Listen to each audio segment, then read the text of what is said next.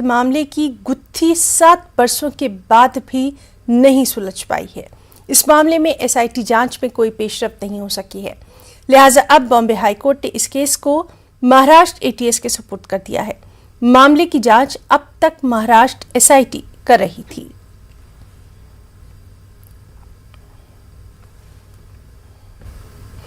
आज की एक और बेहद अहम खबर, इंतखाबात यानी इलेक्शन के दौरान सियासी पार्टियां वोटरों को सब्ज बाग दिखाती आई हैं। इलेक्शन की सियासत ये एक आम बात है। इस मामले पर समाअत करते हुए सुप्रीम कोर्ट ने माहिरीन का एक ढांचा यानी एक पैनल तश्कील देने की वकालत की है, जिसमें मरकज, सियासी जमातों, इलेक्शन कमीशन के नुमाइंदे शामिल रहेंगे। अदालत ने इस बॉडी में नीति आयोग, आरबीआई और दीगर मुताल्लिका ऑफिसर्स को शामिल करने की बात भी कही है। अदालत ने मजीद कहा कि यह मामला रास्तौर पर मुल्क की मईशत पर असरअंदाज होता है। इस मामले की अगली समाअत 11 अगस्त को होगी।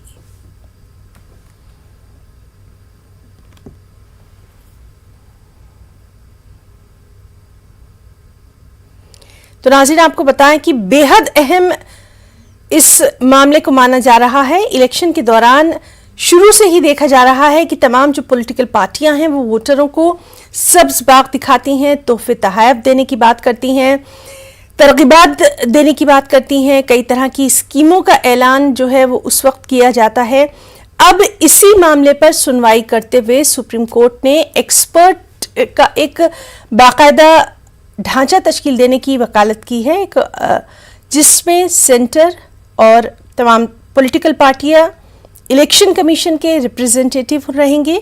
साथ ही साथ अदालत ने इस अहम मामले पर क्या कुछ कहा है, उस पर तफसीलात के लिए सीधे रुख करेंगे हमारे साथी सुशील पांडे का। सुशील, लगातार हम देख रहे हैं कि इलेक्शन के दौरान तमाम पॉलिटिकल पार्टीज जो हैं वो लोक लुभावने वादे करती हैं।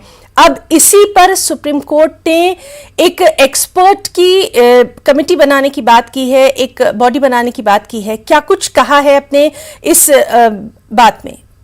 जी देखिए ना, साफ तौर से सुप्रीम कोर्ट की जो चिंता है उससे पहले भारत के प्रधानमंत्री नरेंद्र मोदी ने भी तमाम राजनीतिक पार्टियों के द्वारा जो फ्री में चुनाव के दौरान सामान देने की घोषणा की जाती है उस पर चिंता जाहिर कर चुके हैं। आज मामले की सुनवाई के दौरान केंद्र सरकार ने भी अश्विनी उपाध्याय के द्वारा जो अर्जी दाखिल की गई है उसका उन्होंने समर्थन किया है। उनकी तरफ से ये कहा गया है कि जिस तरह तमाम राजनीतिक पार्टियां फ्री में तमाम चीजें बांटने की बात करती हैं, लोक लुभावने वादे करती हैं, इससे कहीं ना कहीं एक अर्थव्यवस्था आने वाले समय में एक बड़ा संकट उभर सकता है। हालांकि सुप्रीम कोर्ट ने इस पूरे मामले में केंद्र सरकार से यह भी सवाल किया कि आखिर इस प्रकार की व्यवस्थाओं को रोकने के लिए केंद्र सरकार की तरफ से क्या कुछ कदम उठाए जा रहे हैं। हालांकि केंद्र सरकार की तरफ से ये कहा गया है कि ये एक बड़ा और संकट का विषय है। इसमें तमाम जो स्टेक होल्डर्स हैं, चाहे वो विपक्ष की पार्टियां हो, चाहे वो इलेक्शन कमीशन हो या आरबीआई हो, उनके साथ बैठकर इस समस्या का समाधान निकालना पड़ेगा।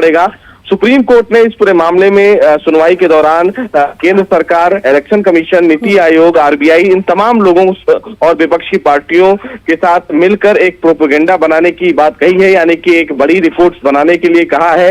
और उस रिपोर्ट की संगणना फिलहाल 7 दिन के अंदर सुप्रीम कोर्ट में दाखिल करने के लिए कहा है। सुप्रीम कोर्ट ने इस पूरे मामले में कहा है कि चूंकि जिस तरह तमाम राजनीतिक पार्टियां फ्री में रेवड़ियां बांटने की घोषणा करती हैं, इससे भविष्य में एक आर्थिक संकट पैदा होगा।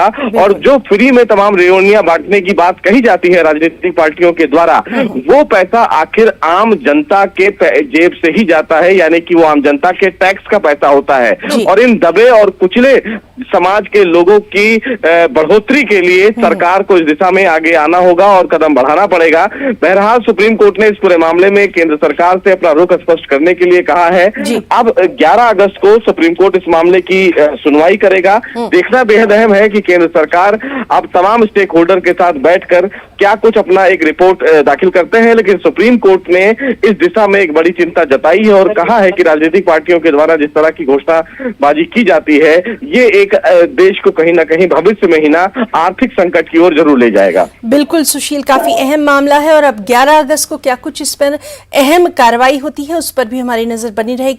सुशील पांडे, बहुत बहुत शुक्रिया आपका तमाम जानकारी के लिए।